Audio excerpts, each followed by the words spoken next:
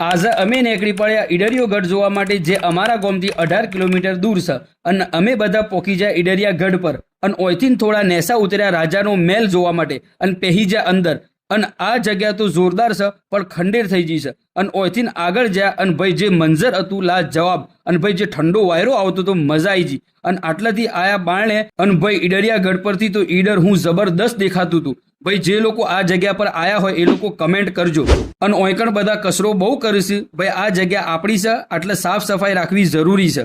અને ઓયથી આયા અમે બારણે અને પીધો લેબુ શરબત, જે પૈસા વસૂલ થઈ ગયા. ઓયથી થોડા આગળ જઈને બેઠા અને નજર પડી આ ઓદરો પર, જે હુકા ઝાડ પર આળોટી રહ્યો હતો અને મજા કરી રહ્યો હતો. પછી અમે ઓયથી ઠેઠ અધ્ધર ટોક્કારી રૂઠી રોણીનું માળિયું જોવા માટે નીકળી પડ્યા. પણ આ જગ્યા ખંડેર થઈ ગઈ છે અને ઓય જીવનું જોખમ છે, એટલે જવું નહીં. અને ઓયથી જુઓ રોણી તળાવનું હું ખૂબસૂરત મંજર છે. ભાઈ આ જગ્યા તો જોરદાર છે. અને આ નદીમભાઈ તો જુઓ જોરદાર મજા કરી રહ્યા છે. અને આ ઝુલ્ફેકાર ભાઈ તો જુઓ શમ યાટી રહ્યા છે, ખબર નહીં પડતી. પણ ભાઈ ઈડરમાં રહીને ઈડરિયું ગઢ આટલું જોરદાર દેખાય છે એ અમને ખબર નથી. આ પહેલી વખત જ્યાં ભાઈ બહુ મજા આવી. અને અમે કીધું કે જઈએ ઓયથી નેસળ.